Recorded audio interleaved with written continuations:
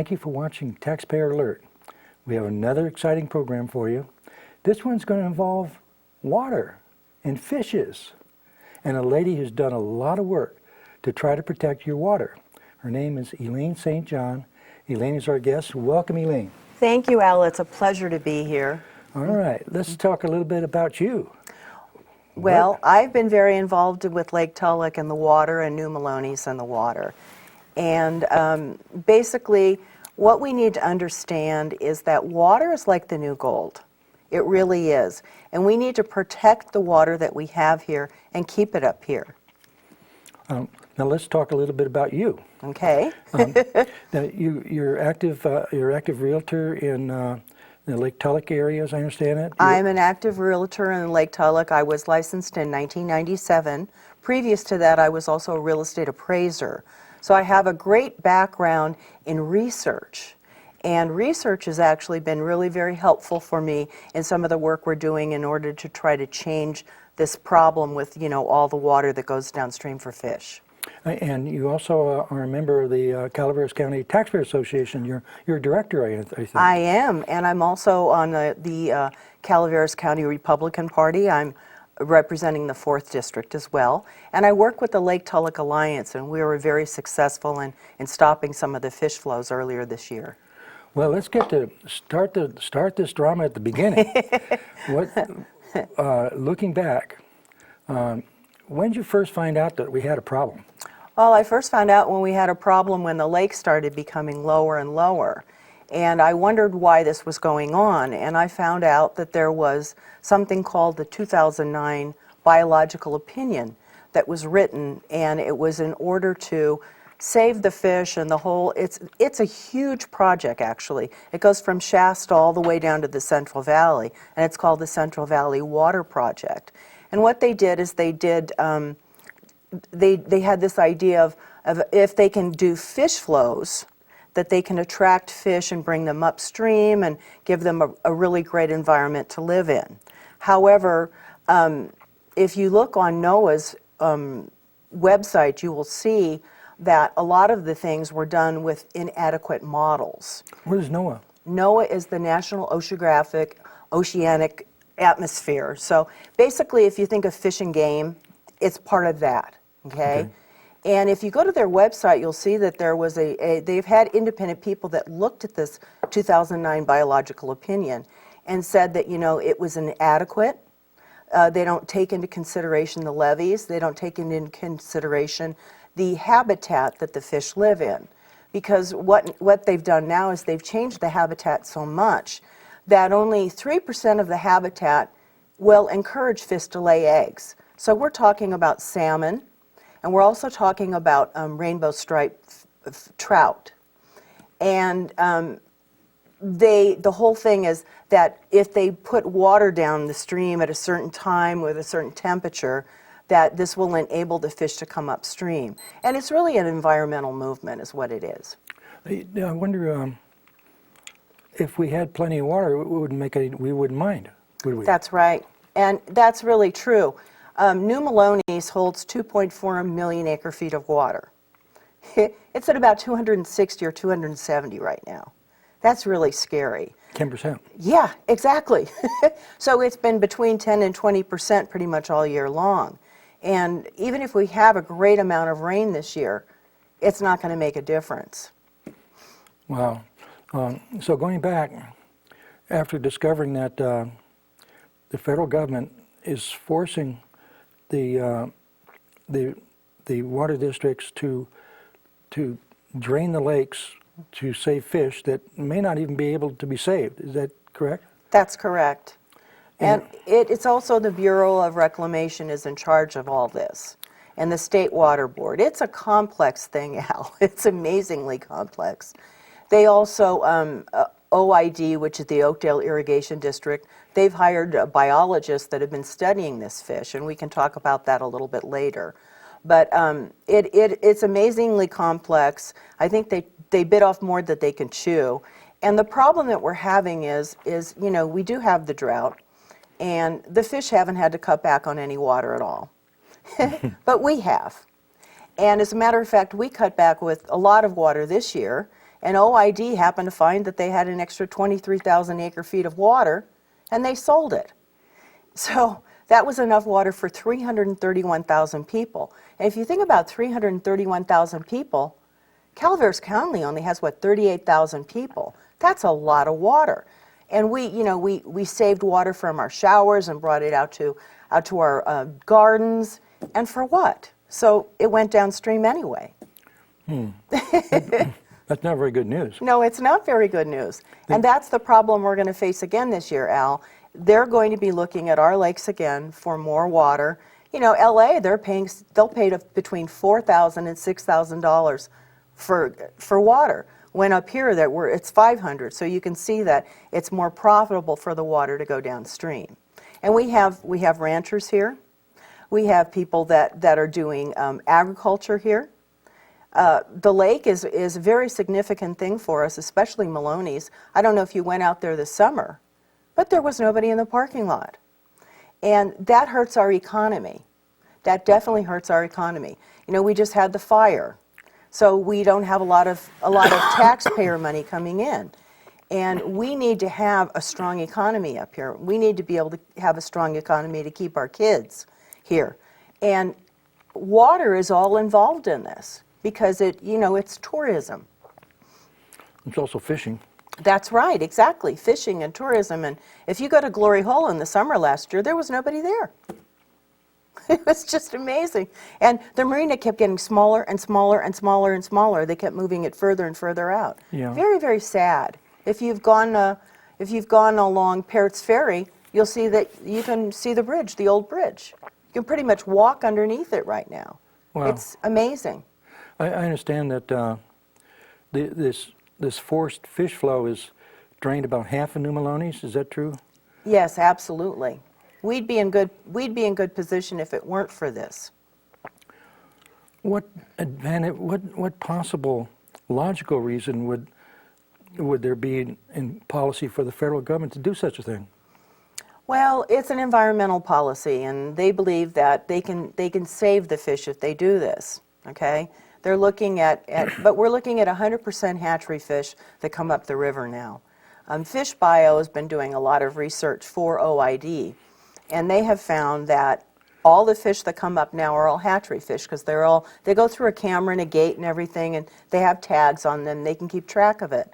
So, Al, I wonder why in the world, if they're hatchery fish and we're in the middle of a drought, why not keep the fish in the hatchery? Doesn't that make more sense? You know, Fish Bio is a private organization that does scientific research. Absolutely, absolutely. They've been doing a lot of research, and they found that the fish, basically, there's more fish now than there's ever been in the stream, and they're not exactly sure why. It can really only provide an environment, shall we say, for 5,000 fish. They have 8,000 now. And so the fish are actually overpopulated. And they said the problem with that is that you'll have a fish come in and they'll lay eggs and then they'll go, and then another fish will come in and lay eggs on top of it. So what they're doing is they're creating a bad environment, and it's ending up killing the fish. The other thing that they're doing too is they're releasing more water than that is good for the fish. They told us that in the recent study that they did, that only 700 acre-feet is CFS rather, is what is good for the fish. And they're doing above 700. Now NOAA actually says the minimum release should be about 150. So why do they go up to 700? Why do they go up to 2,000 when NOAA is saying 150? A lot of this stuff doesn't add up, Al.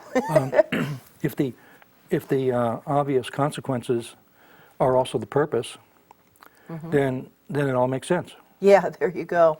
There you go. So there perhaps is a method behind the madness. Yeah. Well, and a lot of this stuff happened in Lake Tulloch, as you know. There last March, there was a meeting in Lake Tulloch regarding what they called the draining of Lake Tulloch. And it was very well attended. As a matter of fact, it was so well attended that I had to stand on the side along with hundreds of other people. There were people going out the door. And Tridam made a presentation then, and a lot of people weren't even able to get into the Black Creek, meeting room. And there was a question and answer period, and during the question and answer period, somebody asked Tridam if they weren't going to drain Lake Tulloch. And they said, no, we're not. So everybody stood up and clapped and left. Then as this period of questions kept going on, somebody else got up and said, but can you guarantee that you will not drain Lake Tulloch for the fish? And Tridam said, no, we can't guarantee it. Well, all the people that left didn't hear that. So there was a problem. So I was talking to Jack Cox of Lake Tulloch Alliance, and I said, Jack, you were in the front of the room in this meeting. A lot of people got up and left when they heard that Lake Tulloch wasn't going to be drained. And then after that, they were told that, no, we can't guarantee it. And he said, well, I didn't see that happen. And I said, I think we need another meeting. And Jack just sprung into action. It was great. He got a second meeting, and he called it the Water Crisis Forum. He invited some wonderful people. He invited, I think, one of the best congressmen we have, Congressman McClintock. He was there. He invited Fish Bio. Jeff Shields from South San Joaquin Water District was there. So there was a big panel. I think it was Berryman that was there too. There was a big panel, and it was a forum, and we got a lot of information out. At that time, Congressman McClintock said that he had a bill, I think it's H.R. 1668, which is don't release water in a drought. Yeah. Now, there was a lot of backlash regarding this second meeting. A lot of the realtors in town were not happy because they thought it might hurt the real estate market for us. But, what ended up happening is all the publicity and all the press that we got put pressure on the Bureau of Reclamation, and they backed down. So it was very important that we had the second meeting, that we got the press involved, and that we were actually able to stop the draining of Tulloch. I understand that one of the water providers actually told the federal government, no, we're not going to release for fish. That's correct. Is that true? That's absolutely true. It was called the urgency petition, and it was OID, and that's the Oakdale Irrigation District.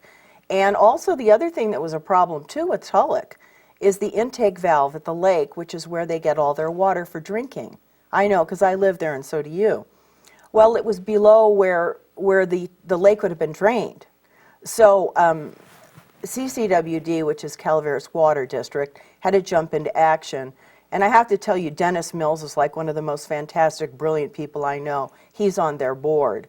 And they saw that we got new water intake valves below where it could possibly ever be so that we would never have a problem with water again or worrying about our water. And we really have to thank Dennis Mills and CCWD. I'd love to see someone like Dennis Mills be on the Board of Supervisors. The reason I say that is the Board of Supervisors went into a meeting where we were talking about the Moke River being a wild and scenic river, and I think you were at that meeting as well. And we had people from different counties got up, and Tuolumne County, one of their Board of Supervisors got up and said, look, there are unintended consequences for a wild and scenic river. And part of those are that we weren't able to fight the rim fire that devastated parts of Yosemite because it was a wild and scenic river. Well, our Board of Supervisors listened to that, but they don't have water in their background. So they were in favor of the Moke River becoming wild and scenic, even though they heard all the negative things. That's why I think that Board of Supervisors, and I know Debbie Ponte is a very well-respected person, but she was in favor of that, and I thought that it hurt our community.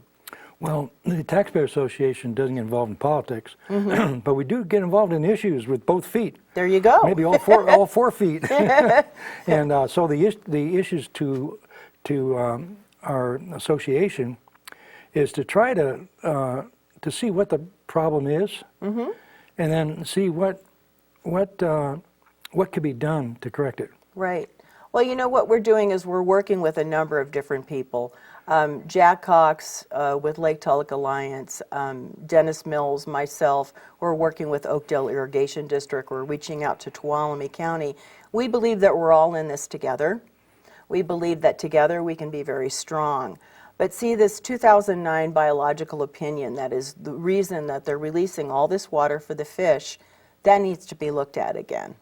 And it needs to be looked at again because if you read anything, and anybody that's ever done an independent review of it, they're going to say that the models that they used were incompetent, they weren't complete, they didn't really look at the levee system, and the levee system in the Delta is very, very precarious at best, you know. And then they also said that the whole biological opinion, the outline wasn't done properly. There wasn't any of the scientific data, and you'll see even Fish Bio will say that too. So what we'd like to see happen, Al, is we'd like to see this 2009 biological opinion come up for review and change it, because it's not working, and it's actually damaging the fish, believe it or not. Can Tom McClintock help in that way? He's been very helpful, as a matter of fact. He's been like a rock for our county, and you know what? I think he's the best person in Washington, I really do. He has 2 different bills out right now that are regarding water in California, and he's very proactive, and we have to thank him. Yeah. Well, we can be non-political and thank him for his work he's doing for our county. That's right. Looking ahead a little bit, there was a second water forum, and that's the one you talked about, that the more experts attended, and we were able to get a better picture. Mm-hmm. And you have some ideas about maybe a signature campaign or a referendum? Yes, absolutely. So at the second water thing where we had Congressman McClintock come and a number of other people, I was talking with Vicki Mills, who's the president of the Republican Party up here in Calaveras County, and I said to her, you know what we need to do? We need to get a petition.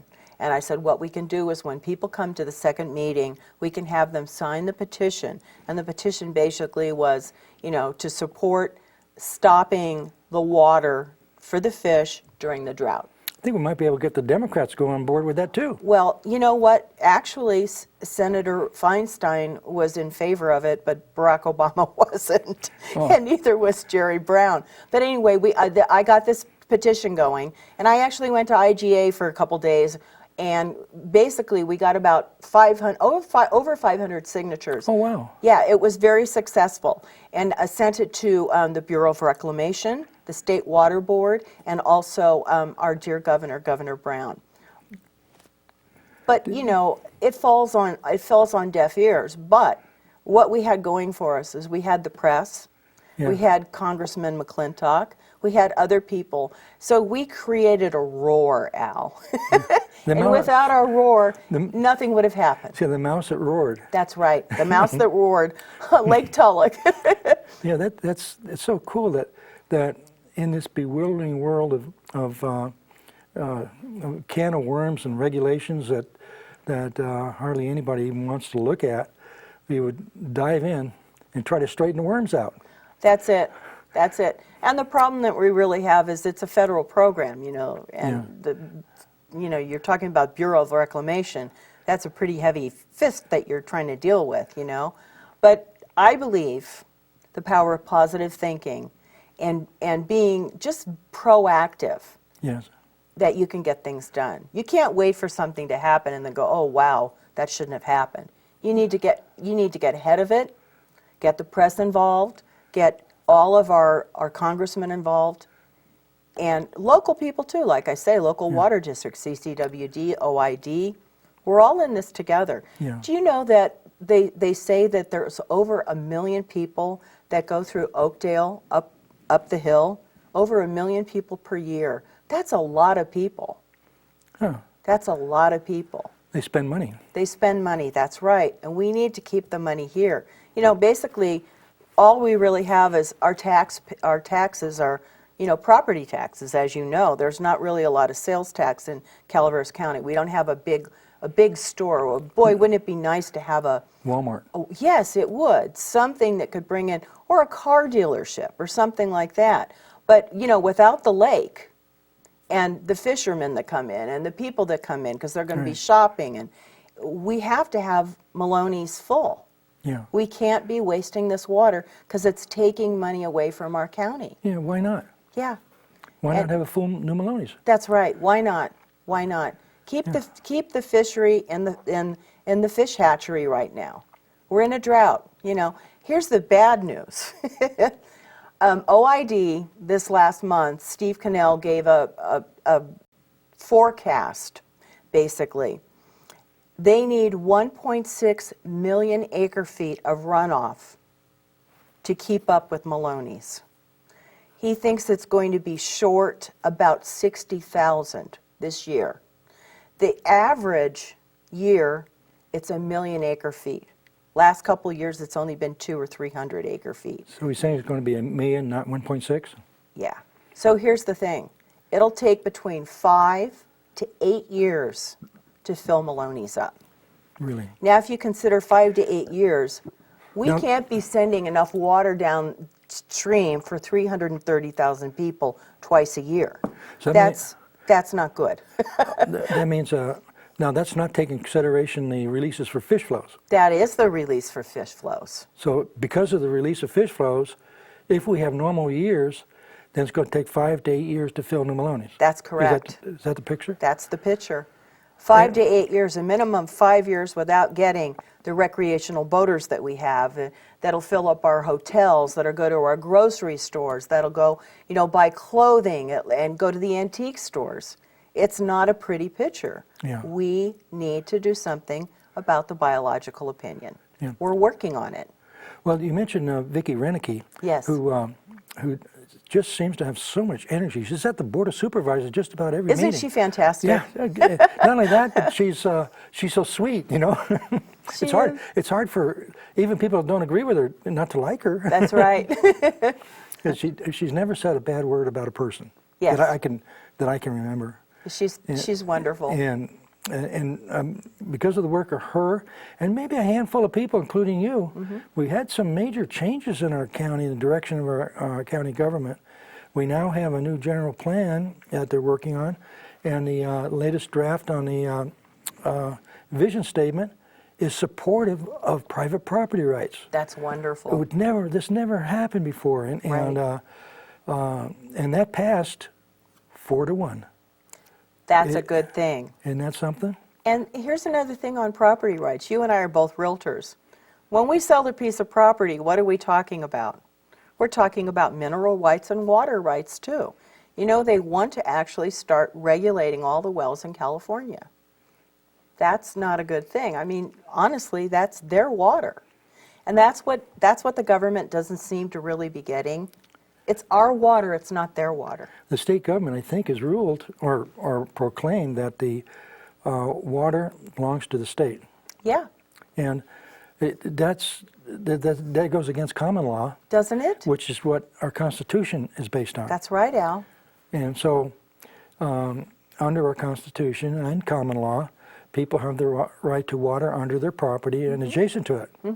And this goes back in law for thousands of years. Well, it's interesting you mention the Constitution. The California Constitution does have a provision on water, and it's Section 10, Article 2. And it says that the water is to be used to the fullest benefit of the people, and that it's not supposed to be used in wasteful measures. So that means that the fish are not people. The fish are not people. It's not talking. Yeah, the fish are actually wasteful. Therefore, in my mind, Al, and I think you'll agree with me, that's actually against the California Constitution, the people's right for water, what they're doing with the fish. Now, does the Constitution have a clause in what we could do with politicians that disobey the Constitution? You answer that question. That's your area of expertise. Would it be jail time? Or Doesn't ever seem or to a fine? happen.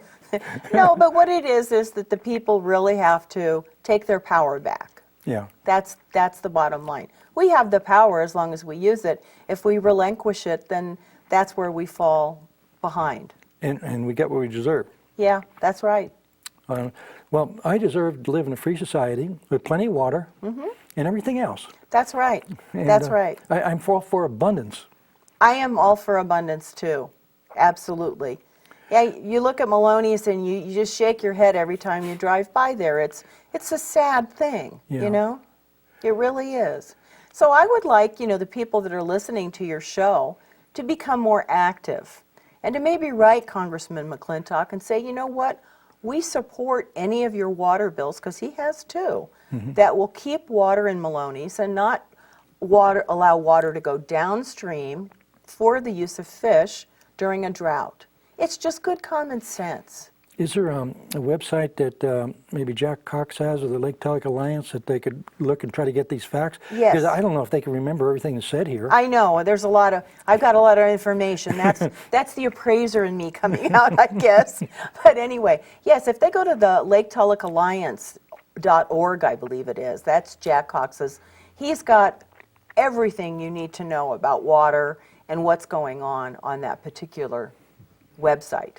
Oh, that's cool. Also, they can go to CalaverasTaxpayers.org, and they can also pick up some information, though we cover a lot more than water. That's right. And well, one of the things that, looking ahead, we have 3 minutes left in this program. Who should we be partnering with? What specifically would your plan be to get common sense and maybe even sanity returned to our county? Well, I think we need to partner with the Oakdale Irrigation District. We need to put some pressure on the Bureau of Reclamation, our own governor, and also we need to embrace McClintock and what he's doing. I would suggest that people go to YouTube and just ask for Congressman McClintock, because you can see a number of presentations that he's made regarding water and fish. But they need to get involved. They need to send emails. Send emails to Dianne Feinstein. She's